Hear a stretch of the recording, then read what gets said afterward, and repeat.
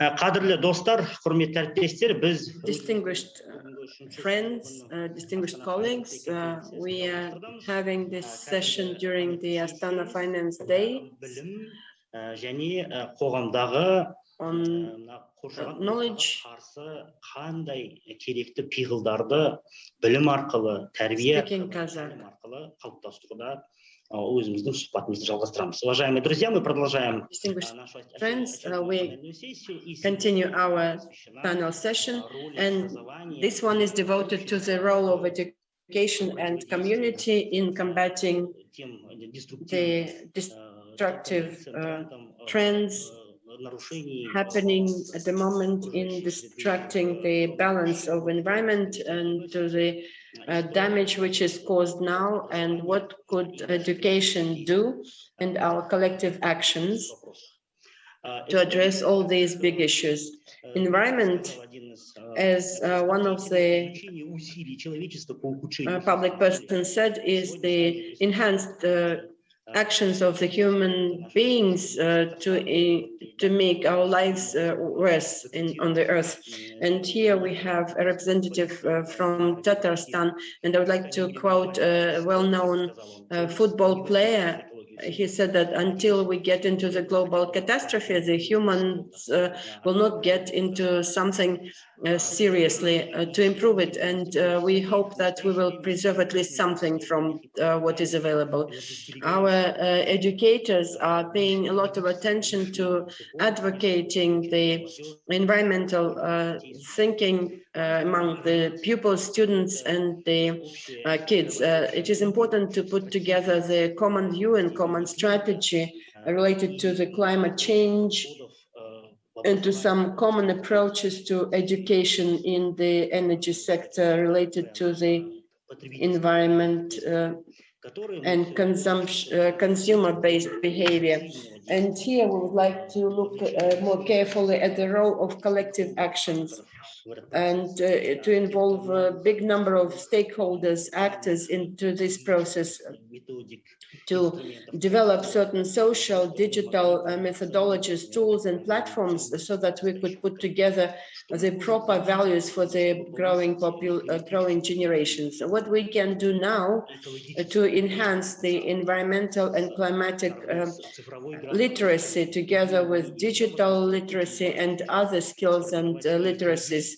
So it is important now to form the environmental literacy among students, among children, kids, in relation to their behavior and attitudes, so that they could adapt to the unfortunate destructive growing trends of climate change that we observe.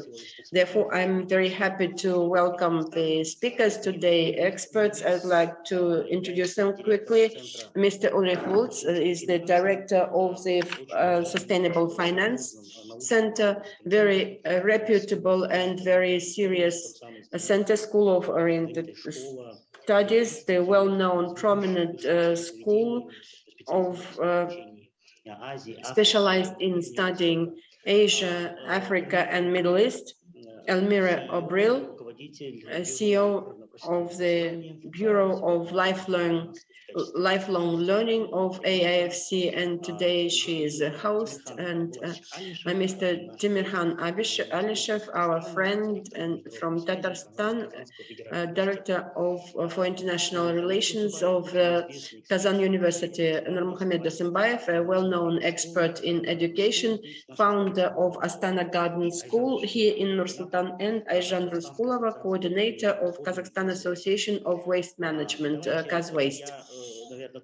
Let me build our discussion in the following way. Let me introduce myself. I'm the moderator of this discussion, Mr. Sayasat Nurbek, a national coordinator of the national project, the Atlas of New Professions. Under our project of Atlas of New Professions in Kazakhstan, we described and traced the whole bunch of new professions related to the environment, lean technologies, lean consumption, recycling, we identified around 15 new specialties and professions, which we discussed and described in detail in the machine building, engineering, agriculture, and some other sectors.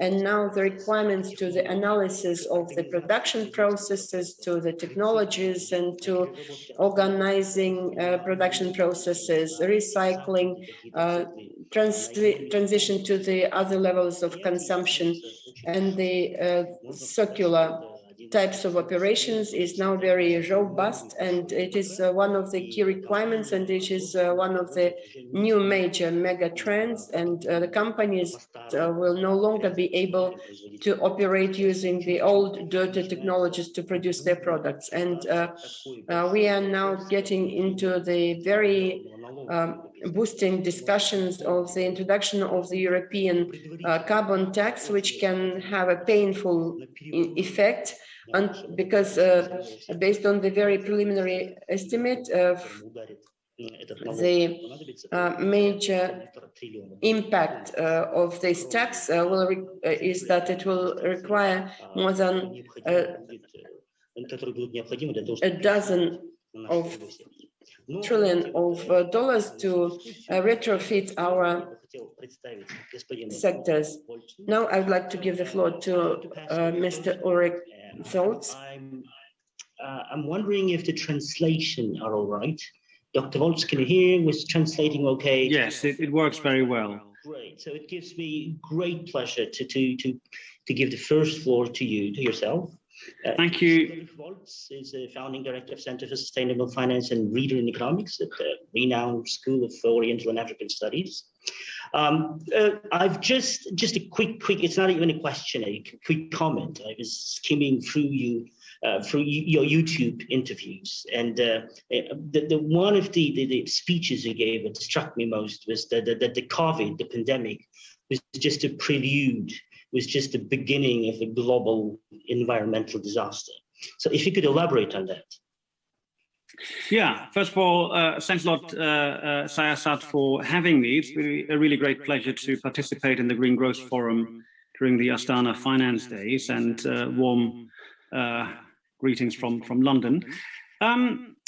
Yeah, so this was a podcast that I did with the IMF, and I think this pandemic has really made clear for the first time on a global level how vulnerable our economies, our societies really are. Who would have thought, 1.5 years ago that we would find ourselves in such a situation?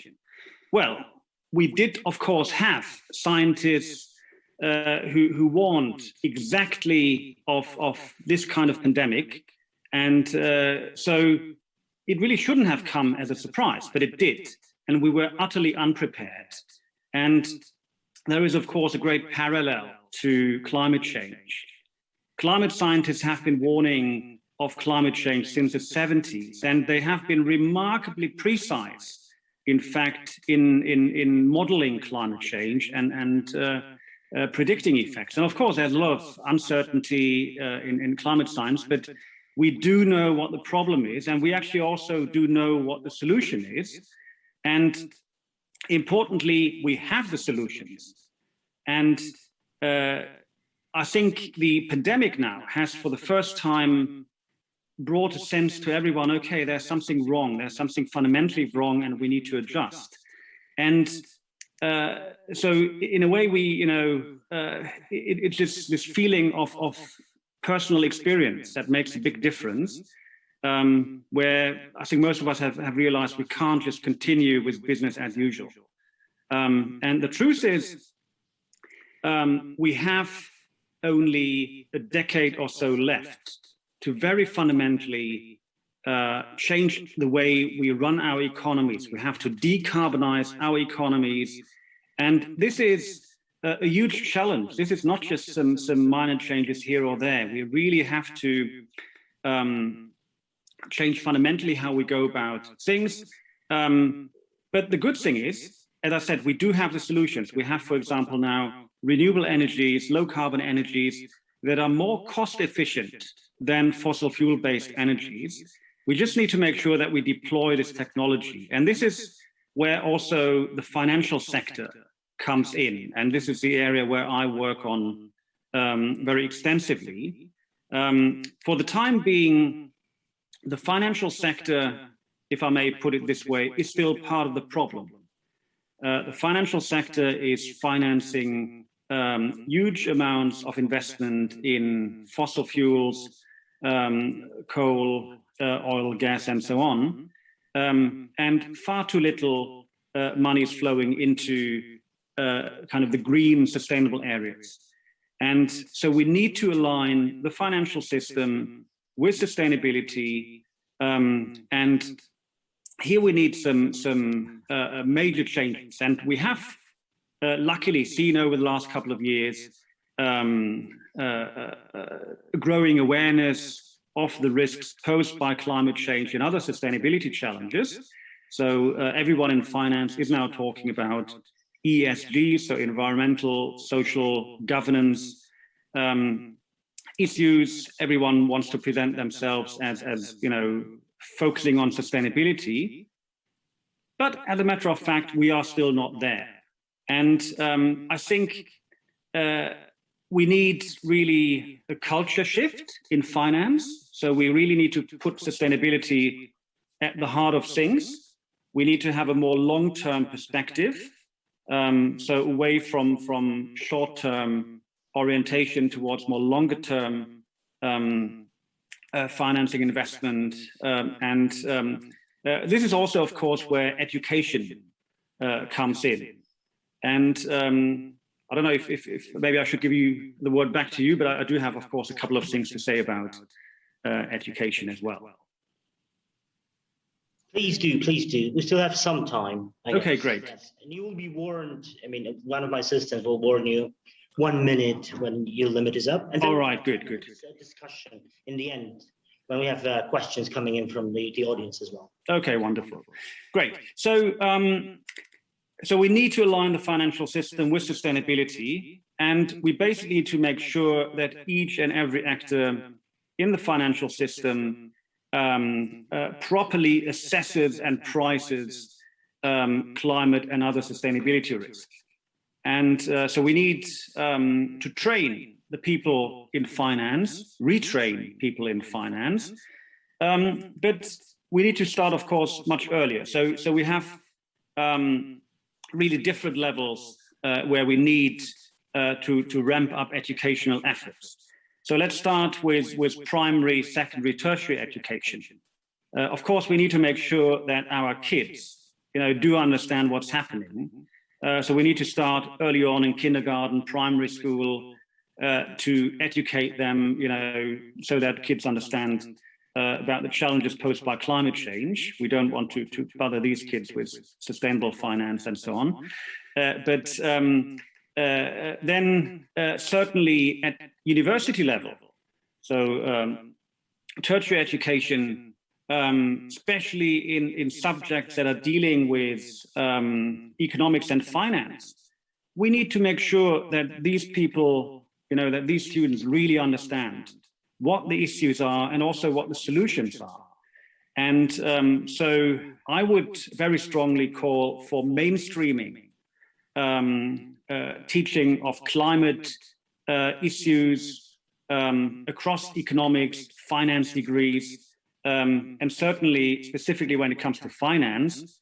I firmly believe you can't teach finance anymore in these times without spending a substantial amount of time analyzing climate and other sustainability risk and how to go about it. And so my university was one of the first to offer these kind of courses. I mean, students are fascinated by it. They love it, and they want to be part of the solution.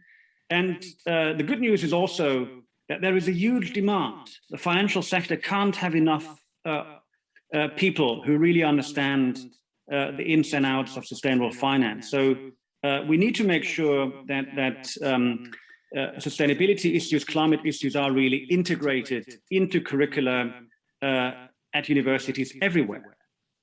And now, of course, I mentioned at the beginning, we also need to make sure that those people currently in the financial sector, in business, in government, at central banks, they need to understand as well.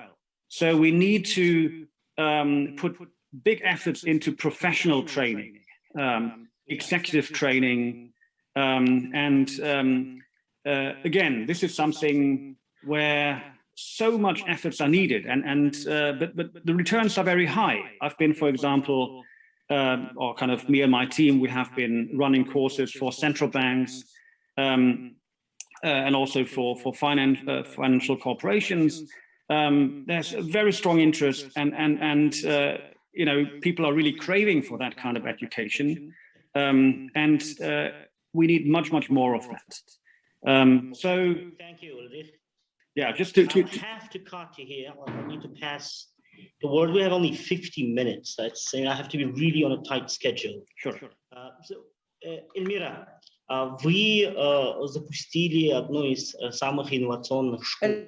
Elmira, you started one of the most innovative schools, which is programming, quantum programming, one of the most demanded professions in Nur-Sultan, in Kazakhstan.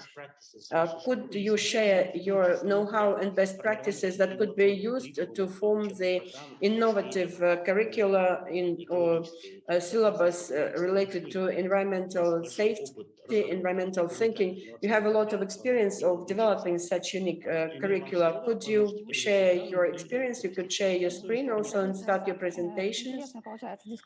Thanks, Sayasat.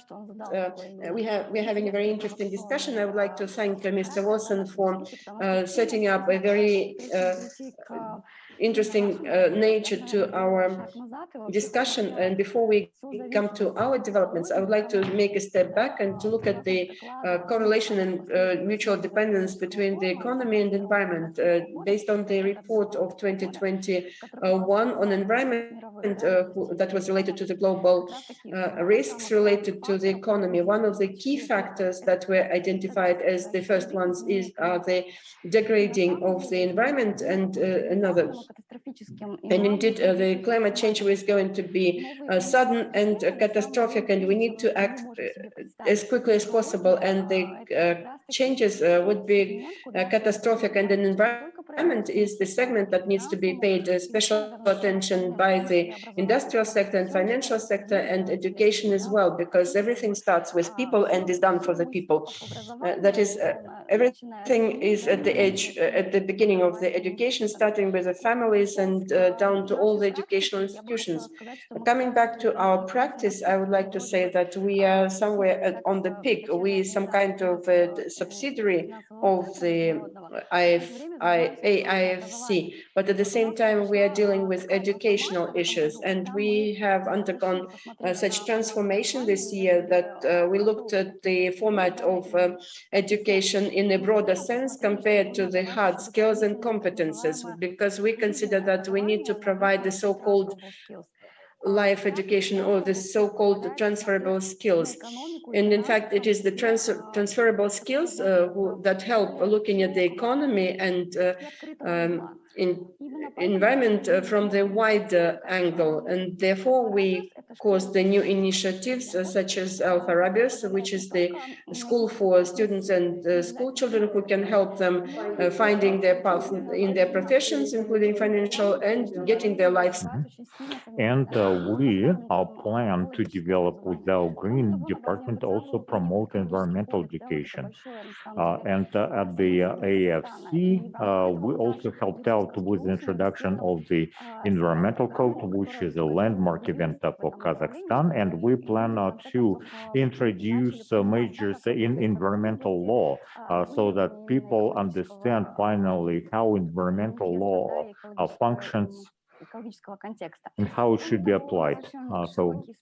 Also, we have a broad spectrum of partners, both in Kazakhstan and beyond. We have something to boast about. Our Quanto partners are Tribe ID it's a Canadian outfit. This year, we conducted together with them a global climate action challenge, to which we invited universities and colleges and schools, where the young generation tried to find the new solutions for the environmental agenda. Last year, together with our Singaporean partner, we held a data-thon where we try to find out what machine learning solutions can be used towards the environmental agenda. But of course, we should train not just IT experts and software engineers. Yes, of course, digitalization is one of the answers, but it's not the only answer. We also need to prepare environmental economists, environmental lawyers, environmental sociologists, pretty much all the specialists across the board towards resolving the environmental agenda. We all depend on the environment. We depend on the climate. Our economy is directly dependent on the environment, and the agenda for all the sectors must be climate change and the environment. As the doctor mentioned in his speech yesterday, we had a very interesting session called Transition from the Past to the Future. And I believe it should be of interest to you what we discussed. We all concluded and we will agree that past measures are already obsolete. We already need to think about what solutions will work in the future. And all the speakers agreed as well and concurred that we need to take a hard look around ourselves and to understand who we are at the very basic level. And then from there, we can go towards education and economic solutions, because everything must be human-centric. And if I have time, the UN Secretary General proposed 6 measures for climate change. So it might sound surprising because maybe would have expected for him to mention political solutions at the beginning, but no, what he mentioned first was green economy, education. That's priority number 1 and number 2, and that's absolutely justified, because we all have to understand, if we don't adopt this agenda, then we don't know what's going to happen with the planet in the near future, and that can lead to highly unfavorable consequences, not just for the economies, but for societies worldwide. And the United Nations also highlights the importance of a transit from the current economy towards the future economy through a green agenda. Also, partnerships as one of the priorities, and the role of finance investments into the sector to green the investment agenda and the finance agenda. Throughout the world, there are many interesting initiatives, such as there is an initiative called VICE, an NGO. They help students in colleges and universities to meet environmental challenges. And it's interesting that they launched a whole major called Green Economics Engineering. So that means the green, the economic part, and the engineering part all together. And that's exactly what we need, cross-disciplinary approach. Also, there is an excellent report that I believe everybody should read from the Brookings Institute. They also highlight as a priority lifelong green skills, green jobs, and also skills for a green sustainable transformation. Exactly what the United Nations declared, and many NGOs as well. Elmira, that's it. That's it for you. And a short comment at the end, a good example. There is a school in Indonesia called the Green School. It was built using sustainability principles all the way down towards growing their own food for school lunches.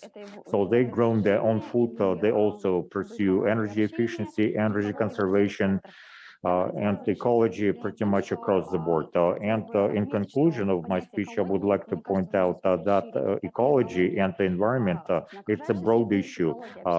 But it's not just environmental ecology, it's also social ecology, financial ecology, and interactive ecology. If we look at ecology as something that is universal, that applies to everything, then everything will fall into place. Thank you very much, Elmira. Now I would like to give the floor to our guest from the Kazan Federal University, Timirkhan. You worked for the Ministry of Education for a long time. You dealt with professional secondary education, with higher education. You worked as Vice Minister of Education for a long time as well. So we would like to hear from you about the case of your university in terms of environmental education. So thank you very much. Thank you, ladies and gentlemen, for this opportunity to speak on this interesting topic. I'm not an environmentalist by education, but as a citizen, as a human being, it's evident for me that in the environment is a very important area, and environmental education is paramount. Just a little bit of overview about our university for you to understand what the Kazan Federal University is. It's the second oldest university in Russia. We have 16 institutes. We have 3 our own schools, so high schools. We have about 50,000 students, 11,000 foreigners from more than 106 countries of the world. The main priorities that we have so that's biomedicine and pharmaceuticals, everything that is related to oil and oil production, petrochemistry, also information and communication technology, astronomy and astrophysics, aerospace technologies, and also humanitarian research, including teacher training. About 25% of our graduates are future high school teachers. That's probably the most important mission that we have, and that places on us added responsibility in the area of environmental education as well. So the World Economic Forum has been mentioned already, and you know, environment is part of the agenda not just today, but for the last 20 years. Greenhouse gas emission, climate change, that has been around for 10 years or for 20 years. And that is pretty much the same issue. And if universities want to be global and meet global challenges, they have to deal with this subject matter, climate change and the environment. So we also have in Russia a large project to set up centers of excellence, 10 centers of excellence in different areas. And here at the Kazan Federal University, we will host a center of excellence for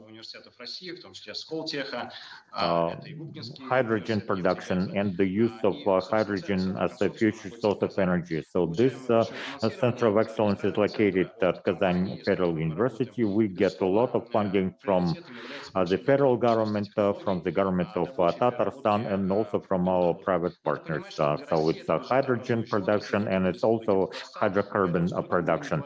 So hydrocarbon production is a key area for Russia and for Tatarstan. Yes, of course, a transition to renewable energy is important, but for Russia, we need, because we have a lot of hydrocarbons, so we need to make sure that hydrocarbon production and extraction is as green as possible. If we don't want to wait 20, 30 years until we make the transition to renewable energy.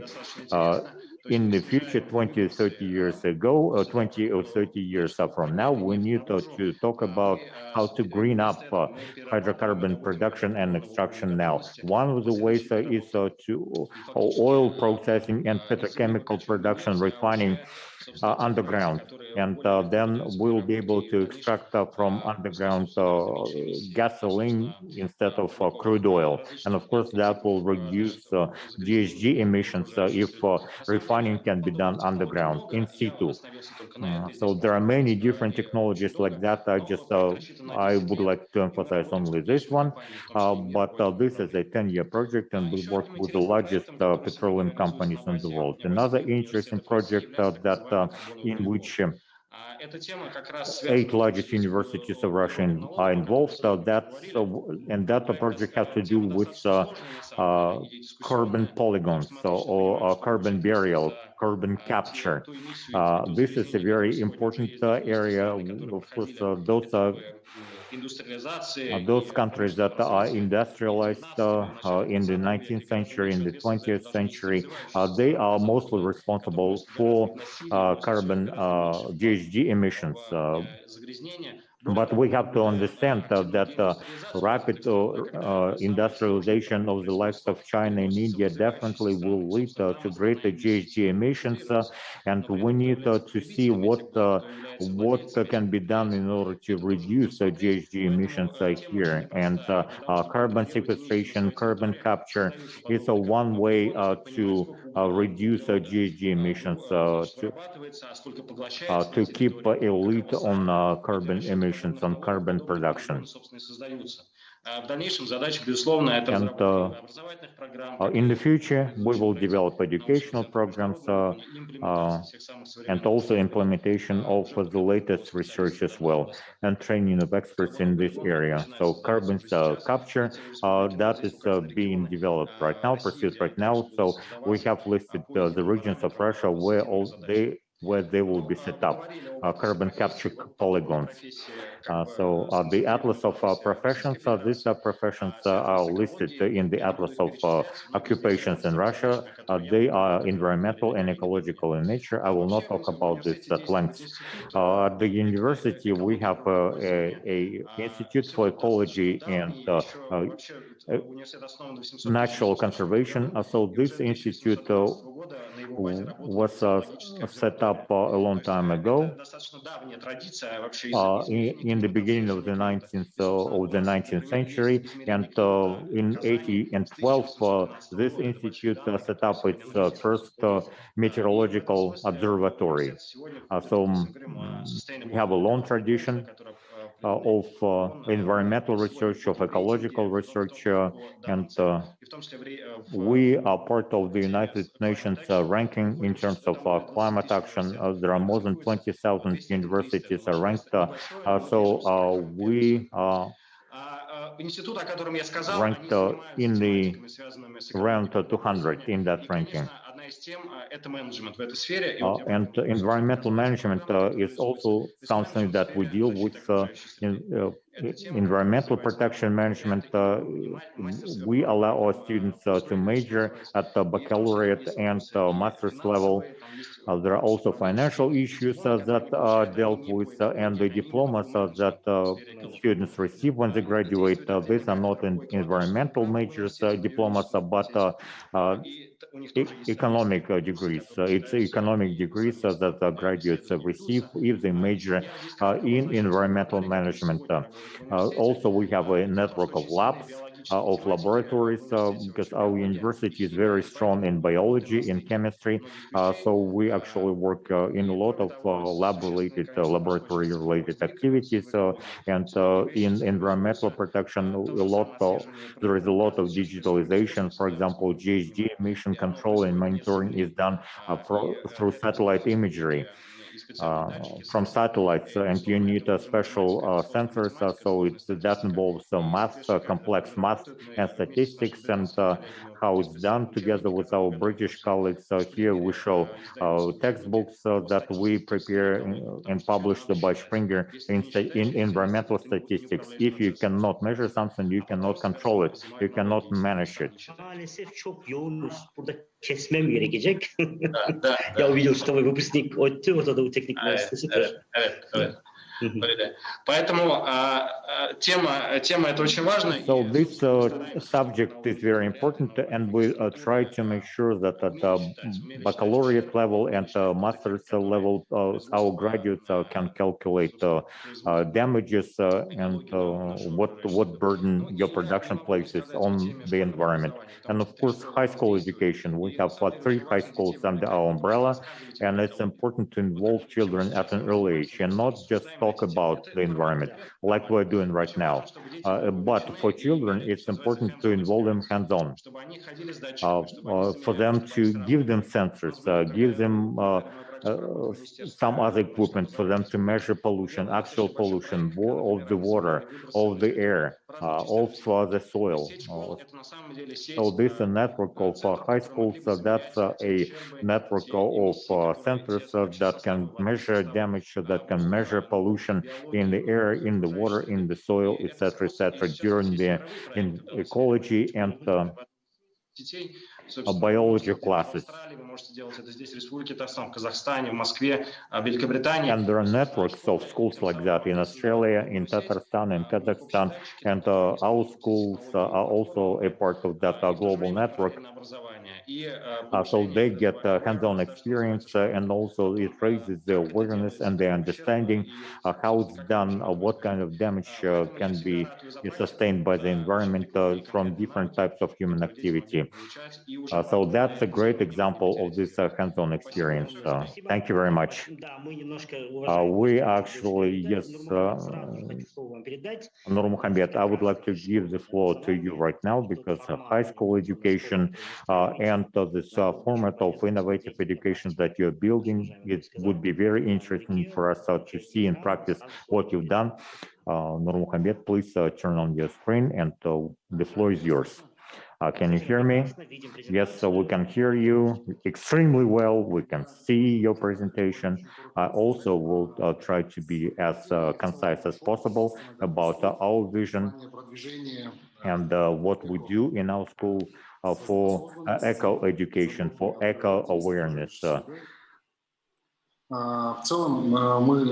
Overall, our objective is that we try to raise global citizens, globally aware citizens.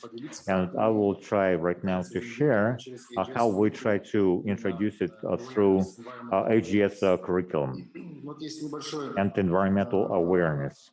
So there is a short conclusion from our source book, Environmental Education for Secondary School Teachers. So where it says, unless they are imbued with a deep concern for the common good, a sense of responsibility for maintaining a balanced and healthy ecosystem, and strong drive to achieve harmony with nature. So it's actually part of our human nature to self-destruct, to inflict damage on the environment, unless we educate our children with a view to understanding that the world is unique. And as humans, we cannot just live for ourselves. We have to live for the future of humankind. And we need to raise our children with this sense that they are custodians of the environment. And the best way to do it is to start at the earliest possible age,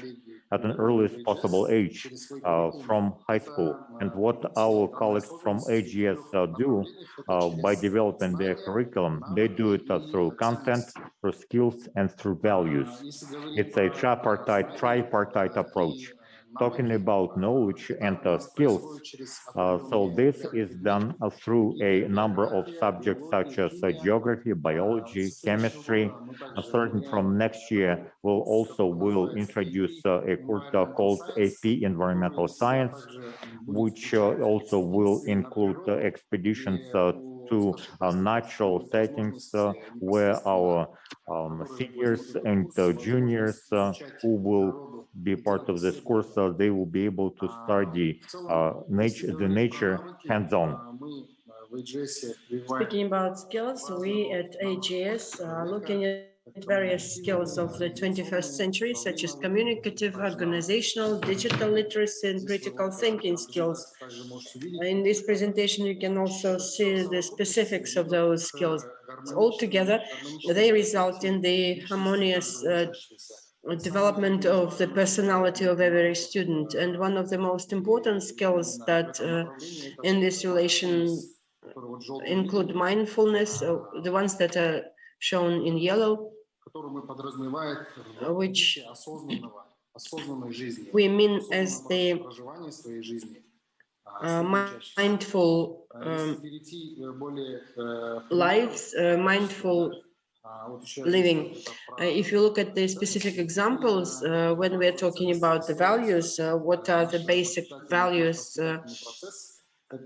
that our educational process is built on? They include the patriotism and service to the community, knowledge and curiosity in finding new knowledge, love, compassion and gratitude, respect and trust, integrity and fairness, and also hard work and responsibility.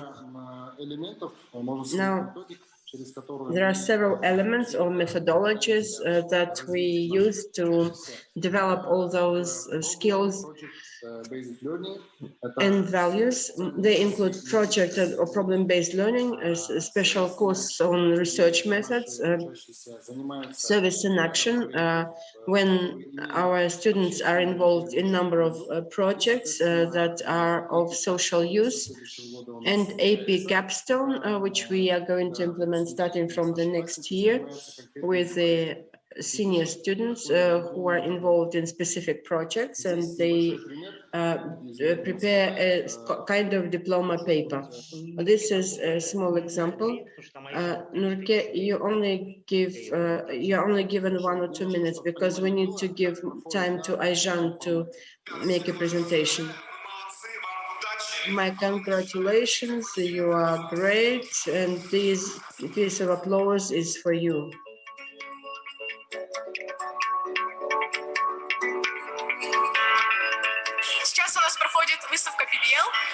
Now we are exhibiting PBL. We are presenting the biotechnology projects with state-of-the-art solutions.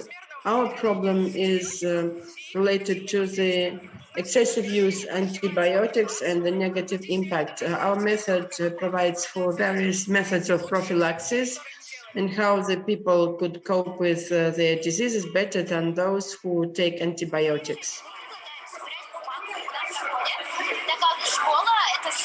We are trying to build the school. The school is the best global place where paper is used. And if this paper is recycled, it could save our planet. This is how it looks. Our project's main product is comics. By reading our comics, you can understanding us. Thanks a lot, Nurlan. Nurmukhammed, our year finished with a contest of projects whereby out of 24 projects, 9 projects were related to the environment. As a result of this approach and this kind of methodology, the children prepared their proposals regarding the environmental code and environmental policy. Before this year, the environmental policy was used in our internal code of conduct of our school, and starting from the next year, we will approve a special policy related to the nature conservation and the environment. And the most important is, in our view, to develop such values among our children, is that our teachers should also share the same values, and for that we organize various trips, visits to Burabai, and providing some kind of events. Nurmukhammed, I'm sorry, I will have to interrupt because we have Aizhan, who is our last speaker. Aizhan, you are the only representative of the non-governmental sector today, the self-regulating institution. Therefore, it is important for us to understand the experience or practices that you are now developing to engage into the problems that we are discussing today. Aizhan, good day, distinguished ladies and gentlemen. Thank you very much. I'm very happy to be a part of the discussion on this particular topic. I'm the environmentalist, and for me it is a great pleasure that our global community is paying more attention to the environment lately. And I would like to mention that, yes, education is important at schools, at universities, but we should realize that we have to work with the youth, with all the communities, and it could be done by the non-governmental institutions. You know that in Kazakhstan, the civil society is quickly developing, and we are aware of a number of examples where when the communities, when the local people would stand against building airports or roads, and we have to develop all this in people so that they understand what is happening and they were aware of the environmental issues. At the moment in Kazakhstan, more than 25,000 non-governmental institutions, including 160 of them being involved in environment. They are not many, but they contribute a lot. I'm working in two NGOs. One is the public fund in Center for Facilitating Sustainable Development and Association Kaz Waste. During more than 10 years, we implemented more than 130 projects on environmental education, water, and waste management. Since I'm an expert in waste management, I would like to give you an example of how we operate and the results that we have achieved in Kazakhstan. We realized that we need to use all possible methods and engage with stakeholders using various methods. For that, we are using open lessons and lectures for educational institutions. So we work with volunteers. We organize various eco events, excursions, and visits of children to various industries so that they know only in theory, but they could see in practice what happens to the wastes that they throw every day and what kind of damage they can cause to the environment. And also we shoot videos, and the most important is that we work through the social networks, since a lot of information is taken from Instagram, Telegram, and TikTok.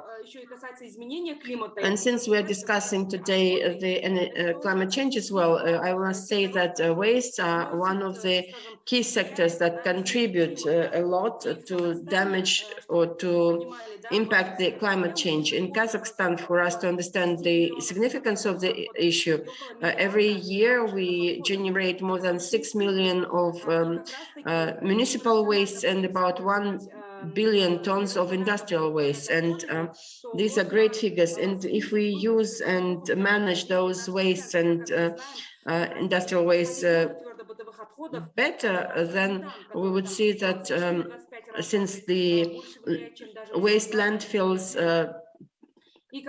emit a lot of methane that can cause a lot of damage to the atmosphere.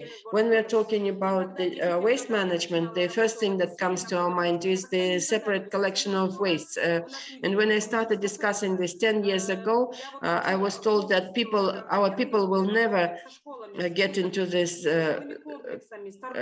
separate collection. And I can say just the opposite. We see a lot of examples of our children, our youth, our people who recognize this problem, fully share our concerns. And if we see that they're grid containers, we know that the plastic bottles are collected there, and we have to deal and to train the society to do that. And social networks are here I show interesting pages about the environment, about the wastes, and we can see that 15, 25 or 6,000 subscribers are observing and helping with that, and we need to apply a lot of efforts here. We also operate in major shopping malls whereby youth and children who spend a lot of time there, we organize various games and contests in various shopping malls in Almaty and other cities, and we see that people get involved, they realize, they understand, we raise awareness, and you know that the issue of zero waste consumption is already a good trend and buzzword, and we are working on that. This is my last slide with the pictures in various cities, how we operate, and I must say that our objective, thinking globally, acting locally, and there is a law of 5%, and our task is to involve at least 5% of active community of Kazakhstan to raise awareness to about the environmental lifestyle, and I'm sure that the others will follow. So we shouldn't look at or consider that this is not important or our people will not understand. That's why I would like to thank you for the invitation, and would like to say that we are prepared to work with the civil society and contribute. Thank you very much, Aizhan. You are doing extremely important things, and the experts are now aware of what Kaz Waste is doing and will become your partners. Distinguished friends, our session is over. I would like to thank all the speakers, all the experts. As Mahatma Gandhi said, the world is too big to satisfy the needs of every person, but unfortunately too small to satisfy the greediness of humanity. And let's join our efforts and try to save our planet, to follow and to refuse from our lifestyle. And stay alert, be happy. Thank you. Дина, мы передаем слово вам, администратору.